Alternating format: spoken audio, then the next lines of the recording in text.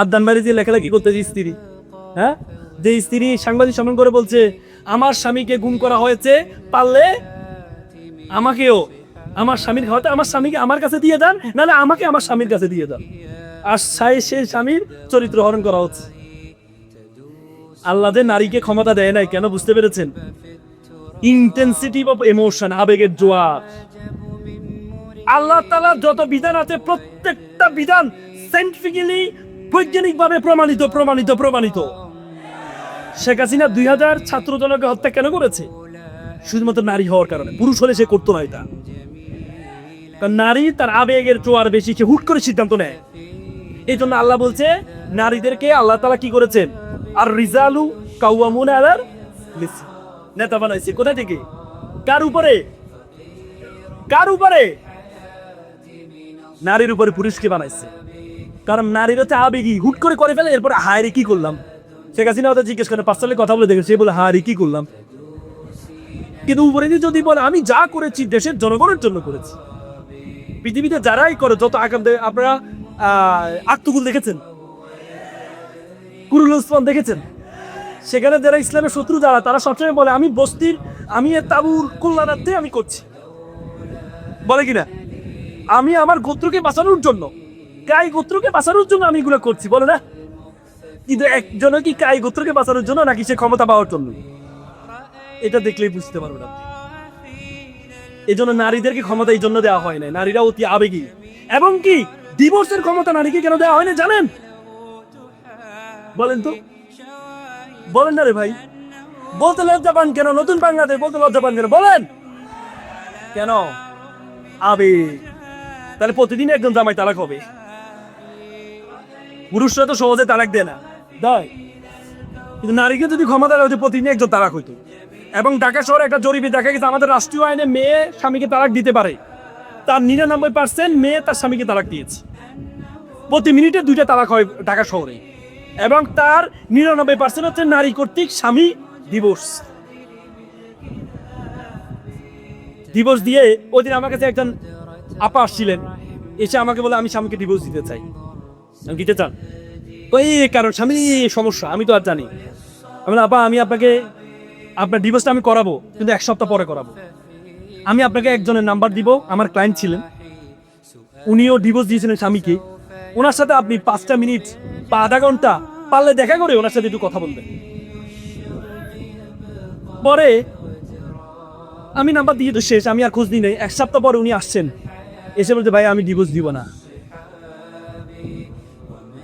কেন রে ভাই?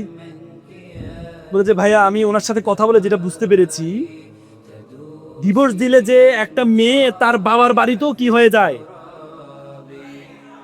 হ্যাঁ, বোঝা হয়ে যায়। আমি ওনার সাথে কথা বলে বুঝতে পেরেছি আমি আমার ডিভোর্স দিব না। নারীরা একটা কথা বলেন, আমাদের এলাকায় একটা কথা বলে, তো আমার জামাই ভালো তার মেয়ের কথা শুনে, আর আমার ছেলে খারাপ তার বউয়ের কথা শুনে। নিজের সাথে আসলে বুঝেন নাই? হ্যাঁ, তার মানে ইসলামের যতগুলো বিধান আল্লাহ তাআলা তো সৃষ্টি করছেন আমাদের আপনাকে, নাকি করে নাই? করছে কিনা? তাহলে আল্লাহ যাকে সৃষ্টি করেছে তার মন মগজ চিন্তা ভাবনা কি আল্লাহ জানে না? জানে কিনা? এই জন্য নারীকে ডিভোর্সের ক্ষমতা আল্লাহ তাআলা দেয় নাই।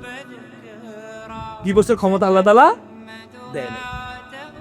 তার মানে আল্লাহর যত বিধান, আমি আপনাদেরকে 1 ঘন্টা না, আমি আপনাদেরকে টানা 3 দিন আল্লাহ তাআলার বিধান এবং বৈজ্ঞানিকভাবে যে প্রমাণিত, 3 দিন আমি টানা কথা বলতে পারবো, যদি আল্লাহ তাআলা আমাকে সে ক্ষমতা দেয় আমি কথা বলতে পারবো। অবাক হয়ে যাবেন, সিজদা মাথা নত করতে বাধ্য হবেন আপনি। প্রত্যেকটা চিন্তা। কিন্তু আমাদের আলেম সমাজরা পড়াশোনা করে না, আমাদের আলেমরা পড়াশোনা করে না। আমরা আলেমের একটা ভুল পাইলে, আপনি দেখবেন বামের কোনো ভুল পাইলে তারা এটা কি করে, গোপন রাখার চেষ্টা করে। আর আমাদের আলেমরা আলেমের ভুল পাইলে কি করে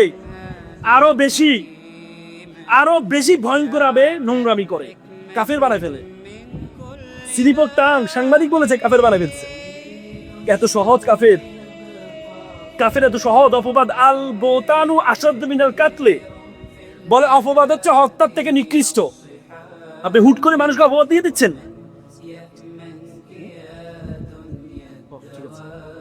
সহজ।